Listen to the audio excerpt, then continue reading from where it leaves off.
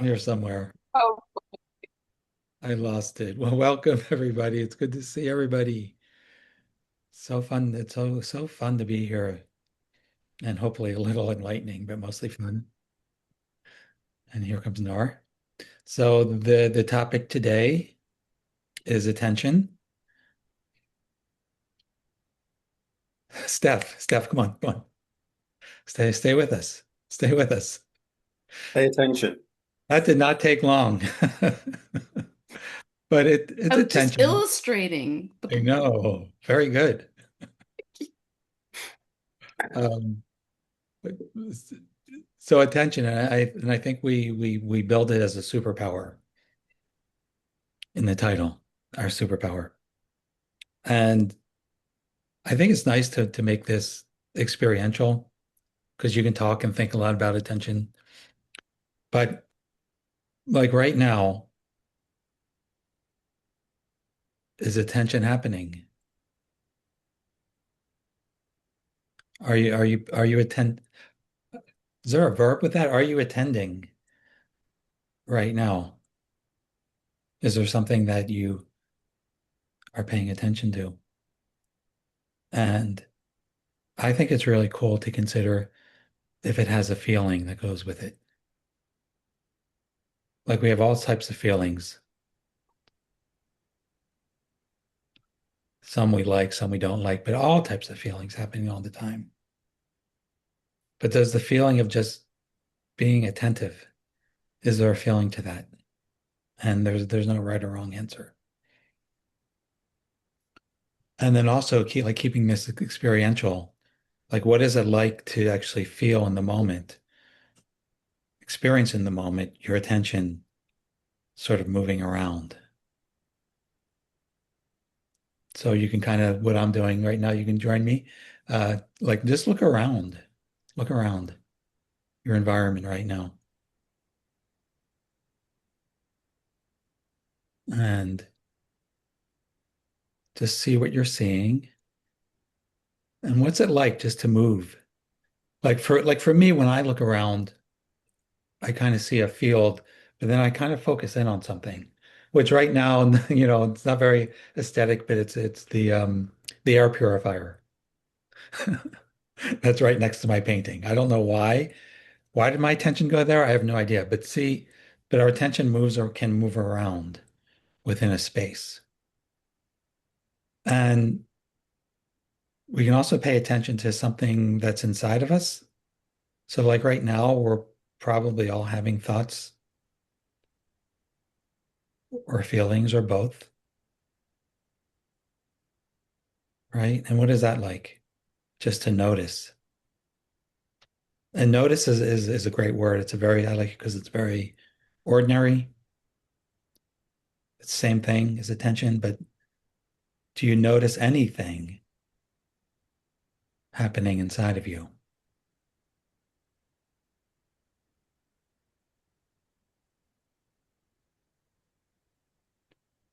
It was kind of funny for me when I do that. Like my thoughts go a little blank. There's a little blankness, which is kind of pleasantly neutral, maybe. So attention is happening now. We're always pretty much, I think, unless we're asleep, attending to something. And it's so basic, it's so integral to life, our experience. It's like the light of our experience, which I just made up, which I like.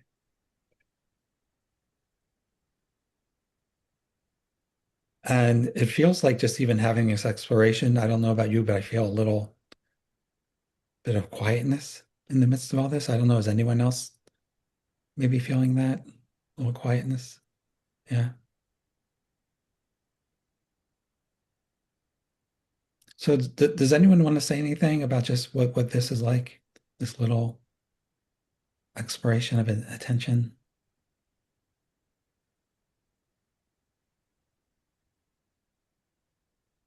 Melissa.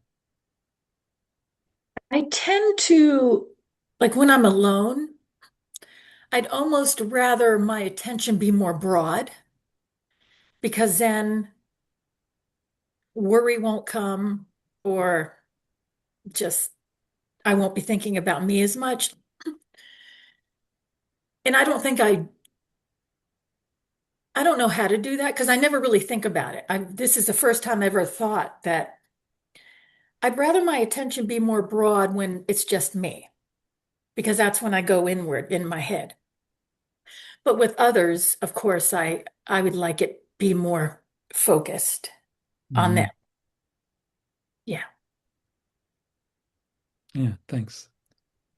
And you just brought up something that attention can be on different things, but it also can have the feeling of being like very open, broad, as you said, or focused. And that's kind of a cool feature of attention that it can do that. And that you can have a preference even for one or the other. And I'm sure there's more capabilities of attention.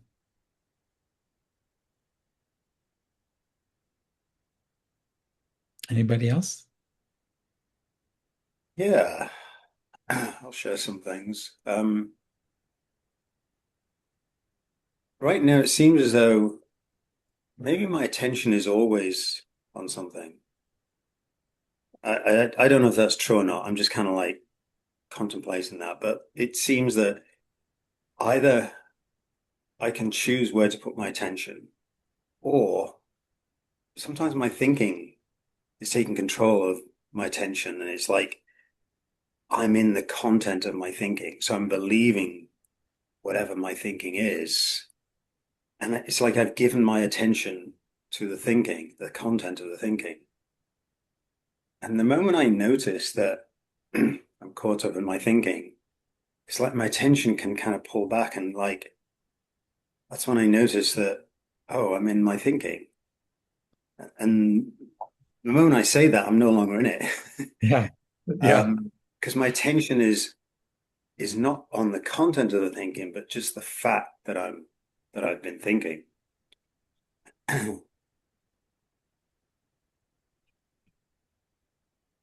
Yeah, maybe I'll just leave it there for now because there's something else I was going to say, but it just feels like it's our attention. Either we're consciously in control of it or we're not. In other words, our thinking has like control of it. That's Yeah. what it seems to me anyway. Yeah. The way you described that, I experienced that as like waking up out of the thinking that I was just caught in, and you wake up and it feels a little different. Does anyone else have that experience? Do you have the experience of sort of like you just woke up out of a daydream, or you just woke up out of this dialogue, this imaginary conversation you were having in your head with someone?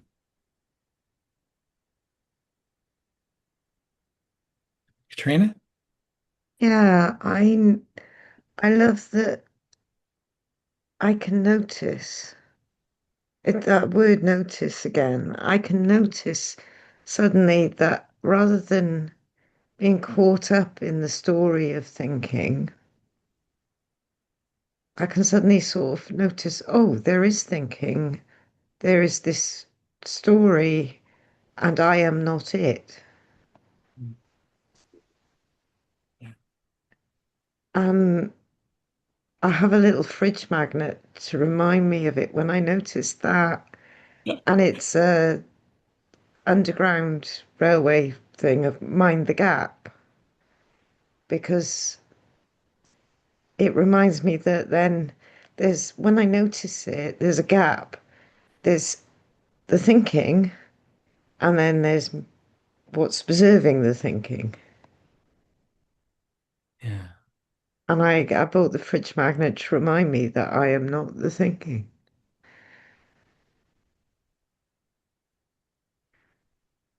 And it always moves on.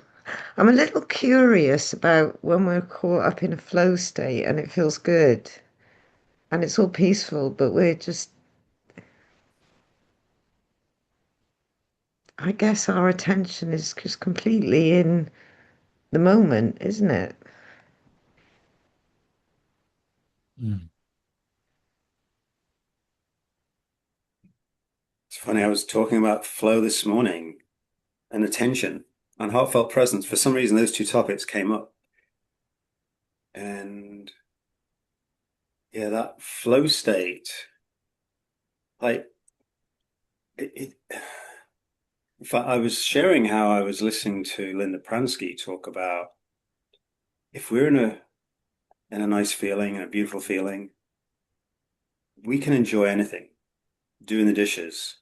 And when I'm not in that space, maybe doing the dishes isn't so much fun. And I think flow is a form of being in that beautiful feeling. And like I experience is like, oh, this occurs to me and I do it. Oh, this occurs to me and I do it.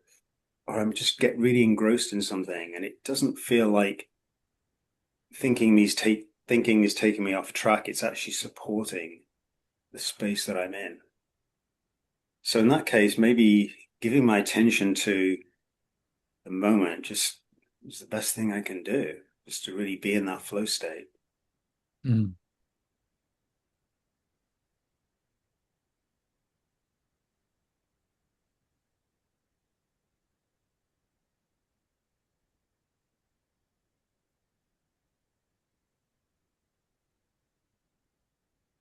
I want to take a cue from you, Tom, and do something experiential to point out something about attention that I think is really cool and part of what makes it a superpower. So, bring your attention to your left pinky toe and really like keep your attention there, right? What does it feel like? You could wiggle it if you want to, if you can. If you don't have a left pinky toe, you could pick another toe. I don't want to discriminate. Cool. And now think about, now bring your attention to your skin. Just kind of feel your skin and notice where you notice your skin, if there's any sensation on it, if you're touching something, watch what happens.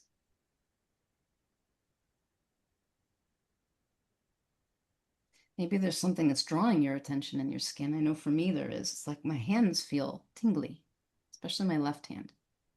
Huh. What happened what did you notice about putting your attention on your left pinky toe and then on your skin? Did you notice anything that was interesting to you? Katrina did. What did you notice, Katrina? I really had to wriggle the toe to even notice, and that there's, I don't seem to have a lot of sensation there. And then the skin, the tingling, and the skin one is, it feels really quite nice. But it's weird that I just didn't seem to have much awareness of that toe. Yeah. So, But then when I invited you to look to put your attention on your toe, you noticed that, right? Like, where's my toe? I don't think I have a lot of attention on my toe. I'm not used to putting my attention there. And did you start to notice something about it? mostly that there wasn't a lot of sensation. Yeah, that's interesting. And what else? Anybody else notice anything that was curious? Maybe even I a little noticed weird? when my attention was on my pinky toe and then you suggested I switch it to my skin, I immediately forgot about the pinky toe. I mean, it wasn't Mhm. there anymore. Yeah. Yeah. So it kind of seems like, and this is a question, if we don't have our attention on something, is it there? Now, it might be there. I'm not going to get too weird, not here in this call, but it doesn't exist for me. Just like my pinky toe. I have a pinky toe, I think, all the time, but I don't feel it hardly ever, except for in exercises like this, or if I stub it, or if I'm cutting, maybe if I'm cutting my nail, I might notice it. And this is really illustrating the power of attention because it just created an experience for us of our toe or the fact that we're not aware of it, of our skin and how it feels, where we notice it, where we don't. And when you put your attention on something, you see more about it. It expands. Um, our friend Michael Neal calls it the magic magnifying glass of attention. It's like you take your attention as a magnifying glass. Anything you put it on gets bigger and tends to take on more importance, more significance. It's like it becomes your world, what you put your attention on. So think about the implications of that. If I were to actually start paying attention to my little toe, I would probably become sensitive to everything that's happening in it. I might even start making my whole day about my little toe and how good it feels or how good it doesn't feel. And we're doing this with our bodies, with something we can feel that way. But you can do the same thing with a thought or an emotion. And we do it all day long and mostly don't see. And whatever we pay attention to is going to get bigger.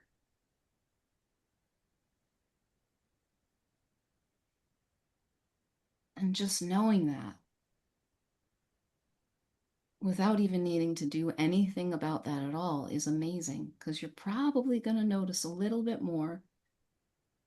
I know I will, I do.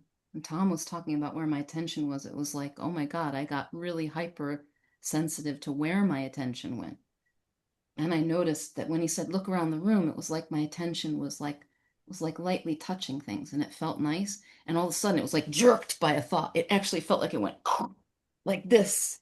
It was like I don't even remember what the thought was, but I could tell because it was like I came back and I was like, whoa, where the hell did I go? My attention went to a thought and I wasn't looking at the room anymore.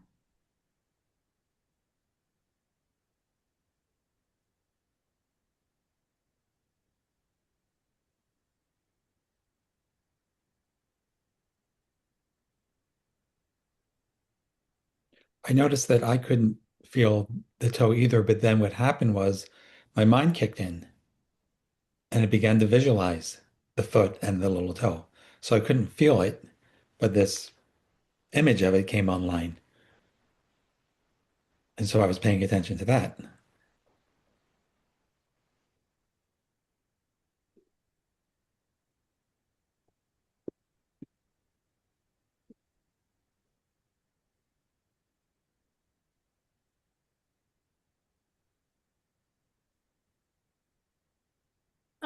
When I had plantar fasciitis really, really bad, and I would walk in the woods with my dog, and my attention was there all the time.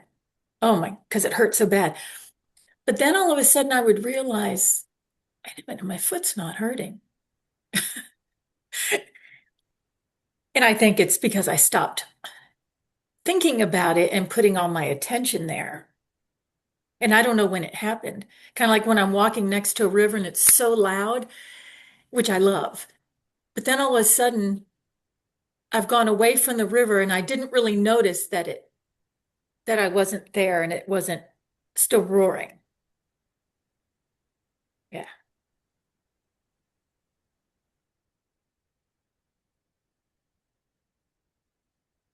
You know, that's reminding me, Melissa, of the soldiers in a battlefield. I don't know why I feel like calling this soldier a she, just just to be different.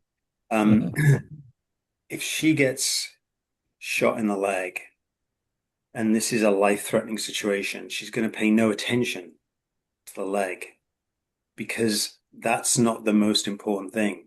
If she puts attention on her leg, she might, someone might shoot her. She might get killed, right? But by being aware on her surroundings rather than her leg, she's more likely to stay alive. And then when she gets back to a safe space, suddenly that's when she notices the pain in her leg and maybe for the first time realizes that she was shot in the leg. And for me, that just points to the wisdom of this system that if we let it guide us, it knows what's most important. Um, and I know that, maybe training helped her to know where to put the attention. Because I feel like, God, if I got shot in the leg, I'd probably go, and then, maybe I would lose my life because I put my attention on the thing that's not going to save me in that moment. So like all of this for me is just pointing to how big a part of our life attention is. And that's why I think it's really helpful to understand it. And, I want to emphasize what Steph said about what we put our attention on expands. And for me, that knowing that is so potent because if I'm putting my attention on my something I'm worrying about, the worry is going to get bigger and that's going to get more, occupy more of my attention, my energy. And someone said it's like 80 or 90% of the things we worry about never come true. So it's not really the most effective use of our attention. We're putting it on something that's not even going to come true. And yet, looking at the other way, if I put my attention on something that brings me joy, like I look at a flower or the sunrise or whatever, sunset, I can choose to put my attention there and on knowing that that's the kind of thing that is going to feel more enlivening to me.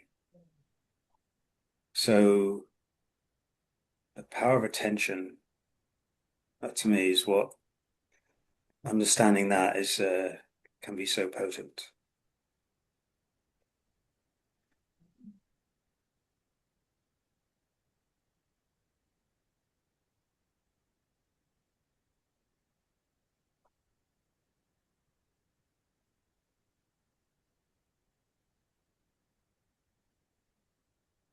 Well, here's another little experiment since we're experimenting today, and we were talking earlier about the flow state.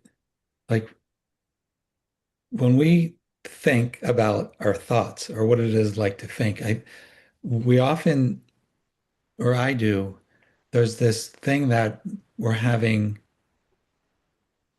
individual thoughts, okay? Like individual thoughts, one after another. Had this thought, then had this thought, then had this thought. And I'm wondering if we try this, if experientially, if we take in a few seconds, I'll invite you to see what's going on in your mind and to see if what you call your thoughts, if they're discrete, one after another, or if it's actually like a flow of thinking. Does that make sense? So just let's just take, and whatever you experience is fine, right? Um, to just let's take a few seconds now to just look at our thoughts or our thinking and see what we can find.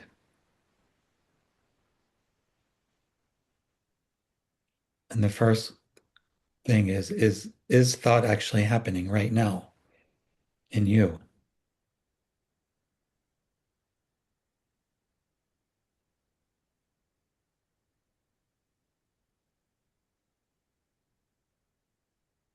And are the thoughts, if you're having them, are they like discrete, separate, one after another?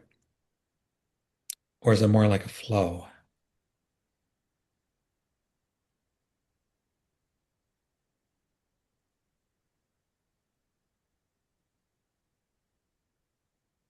And does that flow, if there is a flow feeling, like does that flow actually have a feeling to it?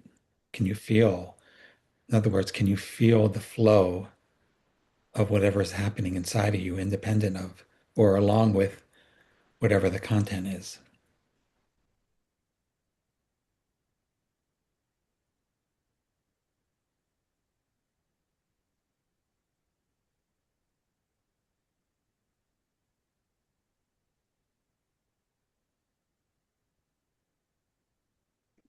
I know for me, the content again went kind of blankish, and there was more like a general open flow. But did anyone else have an experience? And have you ever done this before?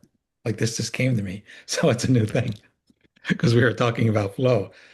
Um, have you ever looked inside yourself and to see what thought actually is? Can you see it or feel it? Or what's the nature of this thing we call thought? Is it a flow for anyone? Did anyone feel like Crystal? Do you want to share a little bit?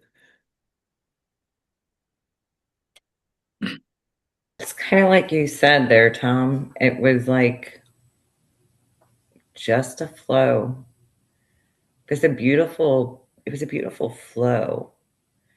And I have no idea what any of those thoughts floating by were because there was not one part of me that said, grab it, Yeah. look at it, examine it.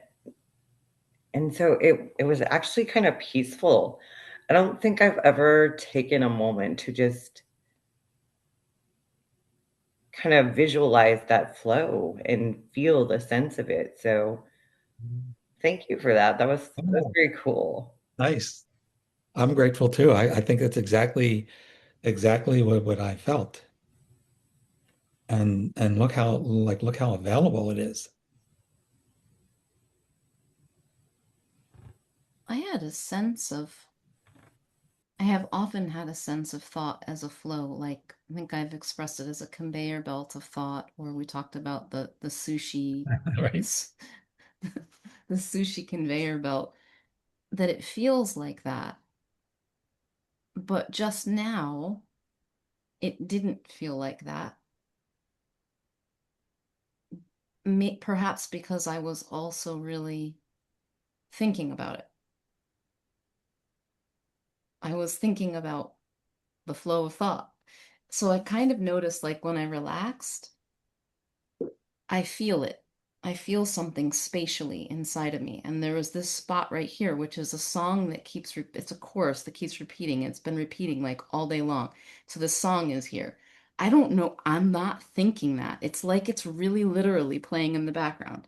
And I'm not attending to it the whole time, but it just keeps being there frequently. It is getting my attention. I don't know. Maybe it's always playing. And then there was this thought about what I'm thinking, and that felt like it was on top of this background thing, and it was denser. And then there was this sense of, oh, like, can I just be here and not think at all? It was very interesting. Good. Yeah, that's the value of doing experiments like this, or just in the moment, considering what something is like, which is a use of our attention.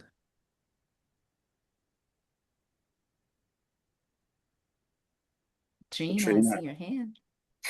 I just had a visual of it as being like a stream, and then I've got a bucket. And sometimes I can dip my bucket into the stream and have a really good look at this particular thought, but the rest of it is just flowing underneath. And then I can dip it back into the stream. And at some point, I am going to let go of that bucket anyway.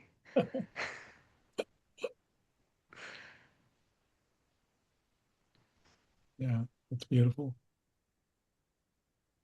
And it reminds me too, like when I look at a creek or a river and I see it flowing, I notice that like you'll see the flow, but then my attention will go to one part of the river and it will follow it for like maybe 2 seconds. And then it'll look back at the same spot or somewhere else and it'll actually go with the flow of the river for a little bit. So again, attention can you can sort of feel the whole river or body of water, but then you also have the ability to like look at it a little bit for a while, or maybe something's in the water, right? Like something's floating, like a boat or a little fish or something, and then your attention goes to it for a while until it stops and it goes somewhere else.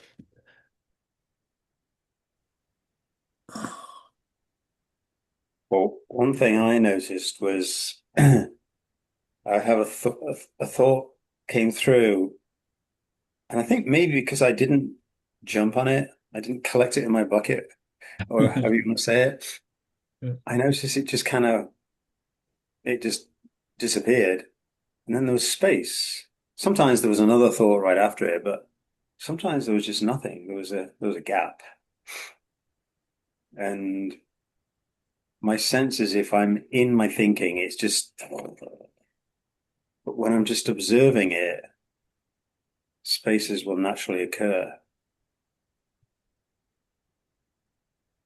Hmm. Yeah, that's what I noticed.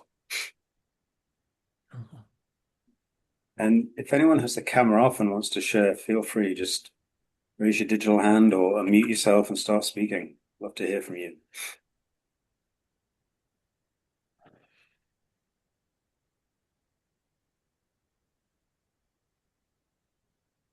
Well, I think I was wrong about attention when I first said I try not to, I think I said I try not to put attention, oh, like when I'm alone or something or walking in the woods, because then my thoughts come. But with these little experiments, of course, I'm not alone in the woods or alone, but when I've intentionally done something with attention, it was very peaceful. And it didn't just come on to me. So I take back what I said. And it's interesting. I heard once that, like, if you say, what is my next thought? Usually you can't come up with one, which is kind of different from attention. But, you know, I kind of like that. I had forgotten about that. I was just thinking the same thing. I love that Melissa's thought just changed all by itself.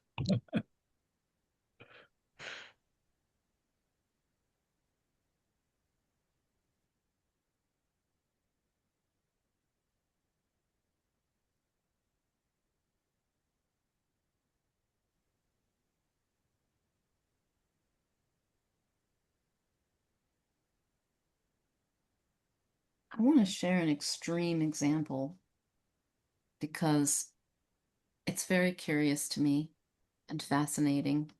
And I think there might be something about attention in it. So I know someone who really likes tattoos, getting tattoos, because of the pain. And before I put it into a category of, oh, that's a kinky thing, he explained to me that when he's on the tattoo table or the tattoo chair or whatever it is, and he's getting a tattoo, his experience is that the pain is so intense, he can only be present, and every other thought disappears, and it feels amazing. For some reason, for him, it is so riveting that it's exquisite. That particular example is rather uncommon. I usually hear examples like I talked to someone else who likes mountain climbing, and she said that when she's climbing, there's no room for thought except where do I put my hand? Where do I put my foot? Where do I put my hand? Where do I put my foot? And it's so exhilarating and amazing.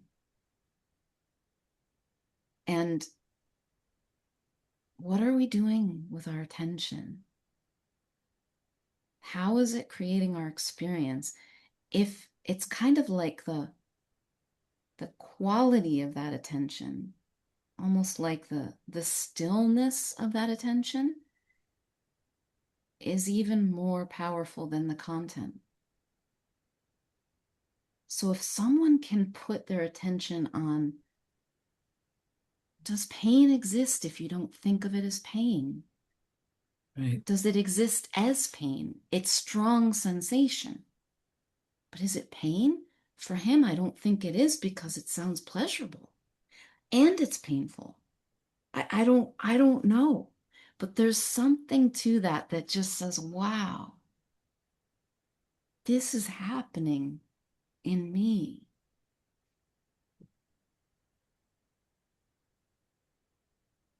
I would like to jump in. Hello, everyone.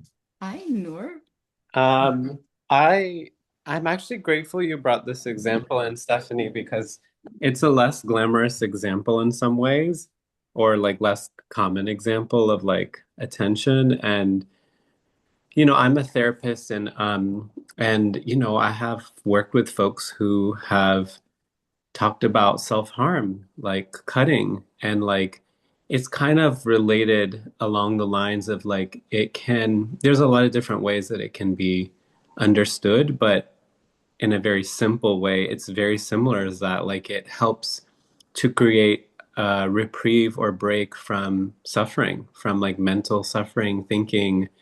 It really forces you to be present. Um, so yeah, it's a way of kind of giving someone relief. It's a little different than what you're saying, but along similar lines. Um, and it's just making me think in this moment about how what we all long for is maybe presence, just the presence of being with whatever is here, um, and not pushing it away. And maybe when we have split attention, it's because we're actually struggling to be with what is fully. I don't know. I probably could keep going on and on, but I'll just stop my musings here. Thank you for hearing what I have to say. It's so wonderful to see your faces. Yeah. And yours too. Thank you, Bernie.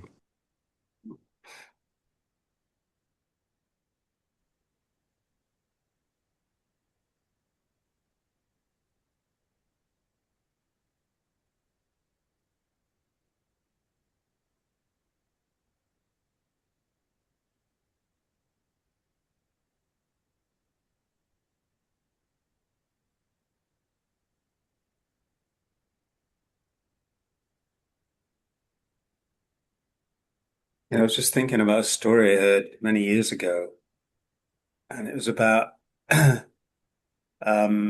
couple of men. They were with, I think, their kids skiing, and one of them was just in appreciation of what skiing gave them. Because who here has skied, by the way? I'm curious. Skied, snowboarded, or anything like that? Like, it's so exhilarating. Like, and I'd used to snowboard as well, and like, it's the same as mountain climbing. You just don't have time to be having other thoughts. Like, because if you get caught up in your thinking, you're not going to be paying attention to what the body is experiencing, and maybe you got to make a little turn here, twist there.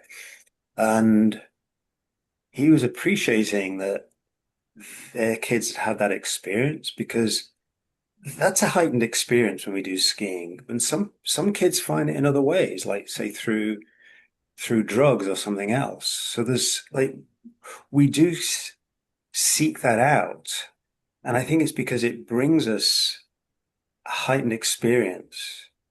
And for some people, it's like people who take drugs. Sometimes I suspect it's because it's a way of quietening their thinking.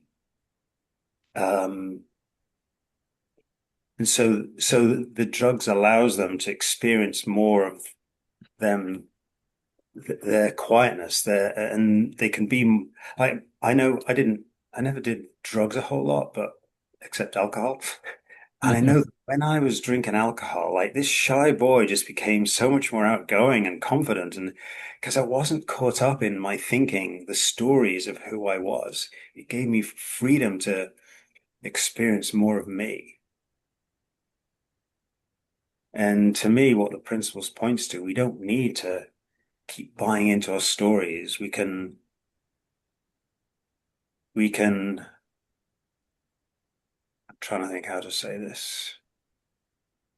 I don't know. I'm trying to now I'm trying to fit this into attention. How does this fit into attention? So I'm not going to try. I'm just going to pay attention to the fact that that thought was there. And then now I'm going to pay attention to Katrina because your hand is raised. Right. You were talking about the snowboarding, and we come back to the climbing. And I have a chronic pain condition. And years ago, I know quite often in my head, I would imagine myself climbing because it was, where's this hand going? Can I put my foot on this bit of rock? You know, how is my stretch? And it would take me away from the pain thought as I can see it now. But since coming across the principles, it's more like you were saying, Steph, about the tattoo of me being ready to explore this sensation and not fight it. Because the more I fought it and tried to make it go away, the worse it got. And that's where the suffering was. But I can be with those sensations. My relationship to it has changed. It's like, okay, that's an interesting sensation. There's less story about what it means. Before, there was a lot of story about what it meant. And sometimes it's still quite nice to mentally go climbing or surfing or sliding down sand at very high speeds rather than snow.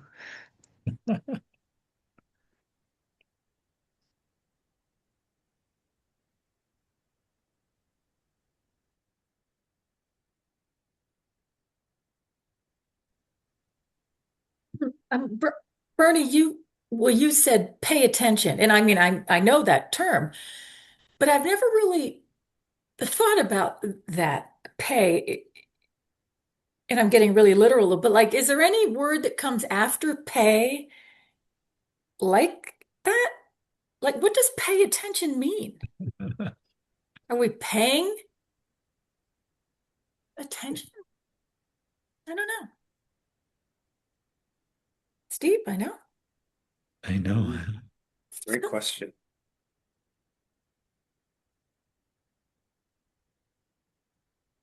But invest. Vast attention? Invest. Yeah. What In if pay oh, is like invest? We're investing attention. yeah, I just never thought about it before. Well, give your attention is another word.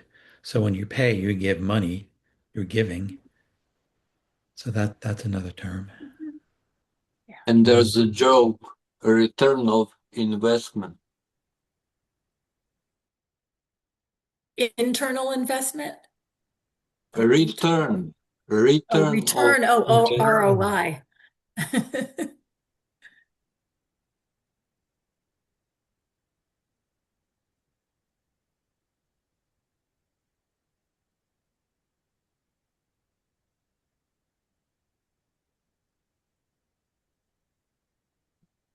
And if we're this is a great little thread. If we're paying attention to something, what are we getting for our money?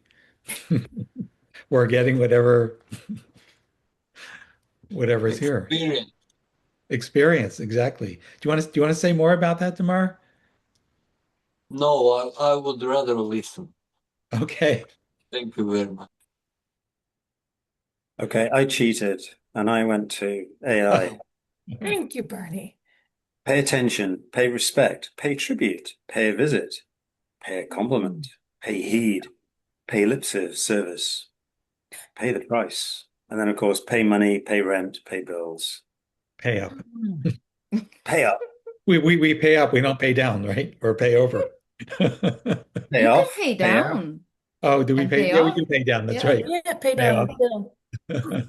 pay back. Oh, here's Oh, one. that's Pay right. We mind. do. Actually, there's a lot of Pay payback. what? Pay mind. Interesting. Mm. Pay mind to that. Give it attention. That's another way of saying attention. And if we think what we're getting for our investment is pretty poor, we might invest our attention in something else. Hmm. Yeah. If we know we can do that. Yeah. Yeah. It's like the whole world inside and outside of us is available to pay our attention to. And I don't know about you, but I've spent so much of my life paying attention to things that I didn't even want or like. Maybe we don't have to do that.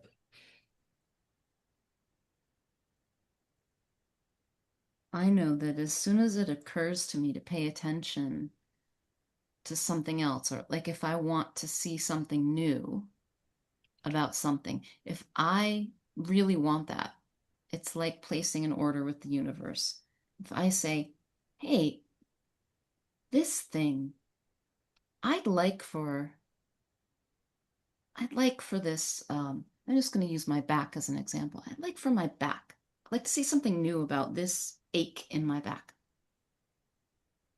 And if I just get clear on that, like I will see something, something will occur to me. I'll see something new. I'll notice something I haven't noticed before. The same is true about people or ideas. If I start thinking like, huh, I wonder if I could create, if I could write something about this. What would I write? And then suddenly, before not too long, I've got ideas about that magically. But that's the power of attention. It is magical, but it's quite ordinary.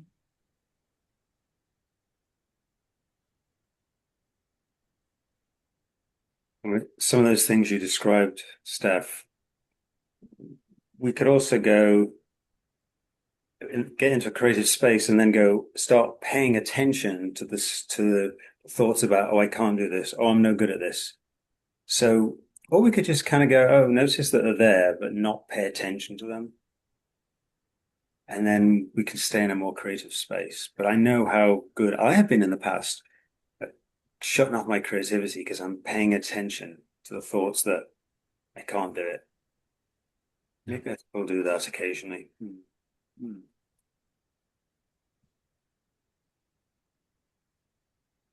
No, were you going to say something?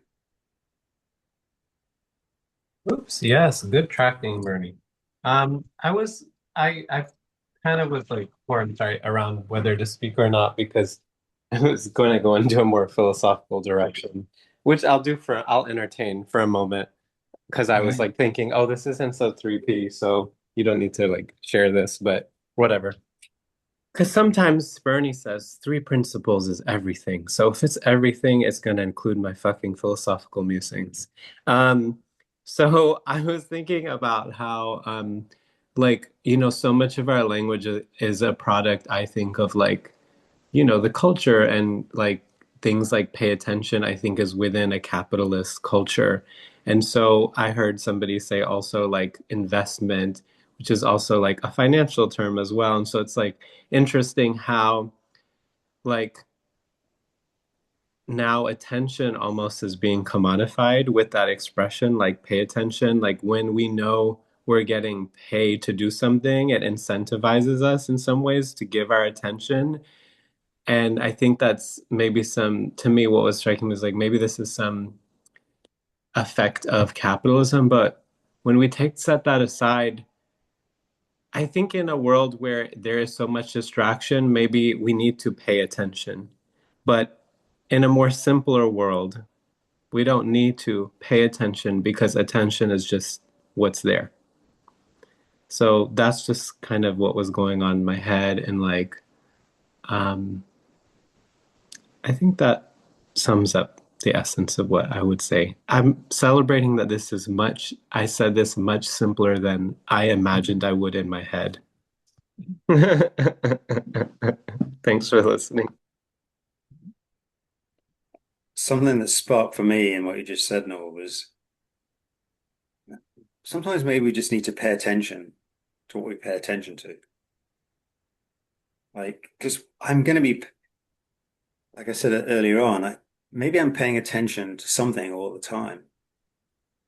And it's when I'm not aware of what I'm paying attention to, or it doesn't feel good and I'm still paying attention to it, if I'm so caught up in it. So just kind of like, instead of being attention in the thinking, oh, this doesn't feel good. Now my attention's maybe broader. I'm looking at it and I can choose where I'm going to pay my attention next, because that wasn't the most productive thing to be paying attention to. Katrina. Yeah, what I have noticed is the more I spend time in this conversation, the less it's on me to worry about where my attention goes. I just notice, and it's not that my thinking brain has to do that. It's like not my job. I notice it happens. And then when I do get caught up in thinking, I still have faith that, oh, yeah, you've seen this happen before. Get caught up for a while, and then your attention shifts. So the whole thing, the whole experience is safe because I understand how it works. But that in itself shifts the experience, shifts what I notice.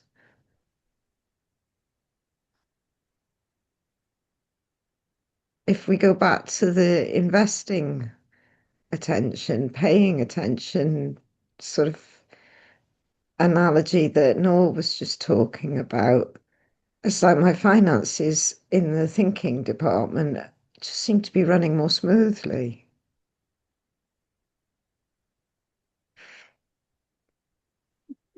Mm.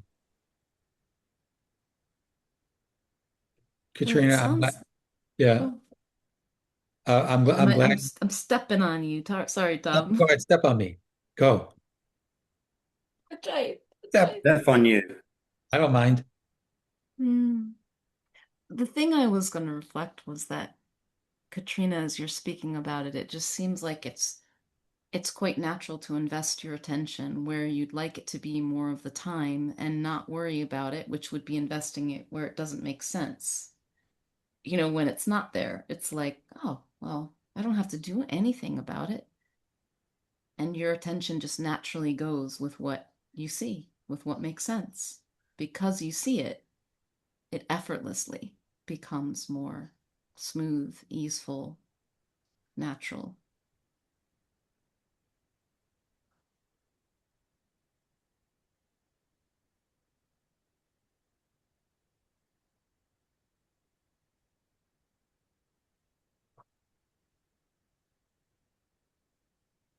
Well, Katrina, I'm glad you used the word safe because that was coming up for me too. That's been a very recent kind of awakening for me that, and this is something you can try at home after the call if you want, if you want another experiment. which is I can be thinking or feeling anything, the whole range of experience, and feel safe at the same time. Like everything is happening. Even the most horrible things I think about are the painful feelings that I experience. That they're happening within a safe space. In other words, like it's all safe to feel. And that is such, I can't tell you, that's such a different experience for me to know, to experience, like having a really depressing thought or feeling scared about something or insecure or rejected or potentially rejected. And at the same time, it's safe to feel. It just blows my mind. It's such a change, game changer, life changer. A lot of the stuff in the first sort of period in the principles, the way I heard it and was experienced, it was like, well, if you have a low mood or a bad thought, don't worry, it's going to pass, right? And you're going to feel better. But this is even more radical than that. It's like in the midst of something that I would call bad or painful, I can feel safe. And when I feel safe in the midst of something that's painful, it's not suffering in the same way, or it's not suffering at all. So that's something I'd invite people to consider going forward and checking out. Check out for yourself and report back next time. When I came into this understanding, there was lots of big headings on Facebook about freedom from. And what I found is freedom with. Yes. Beautiful. And sometimes that leads to freedom from, but freedom with. Yep. Beautiful. Oh, my loves, I must bring this to a close. Well, I that's a have great way to end. yeah, It's a a beautiful way to end. wondering experience that's happening next. And I think we have room for a person if you want to join us. It's a 90-minute wondering game experience. I'll put the Zoom link in there just in case you want to grab it, but It's great um, fun. it is, I think was it your request, Melissa? I think it's great fun. It's mind expanding. Um, yeah. Thank you so much for being Yeah. here. Thanks, guys. Thanks, everybody. Sure. Have a Beautiful. great For day. giving us your attention. Thank you. Hi, everyone. Great to see you all. Thank Care. you very much. Bye bye. Bye bye.